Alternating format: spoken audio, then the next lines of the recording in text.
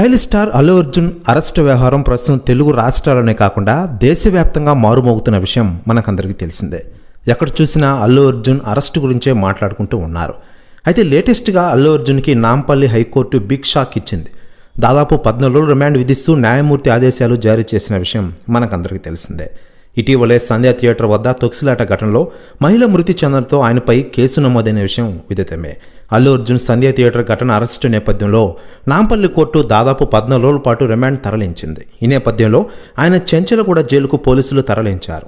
అయితే ఇప్పటికే బన్నీ ప్రత్యక్షంగా నాకు ఎలాంటి సంబంధం లేదు, సినిమాలు విడుదలైనప్పుడు ఇలా వెళ్ళడం సహజం, అలాగే అన్ని సినిమాలకు వెళ్ళాను, ఈ సినిమాకు వెళ్ళాను, ఇందులో నేను కావాలని చేసి ఏది లేదని స్టేట్మెంట్ ఇచ్చిన విషయం మనకందరికీ తెలిసిందే. మరోవైపు అల్లు అర్జున్ అరెస్టుపై ఇప్పటికే అందరూ స్పందిస్తుండగా తాజాగా నిర్మాత అల్లు అరవింద్ గారు స్పందించారట.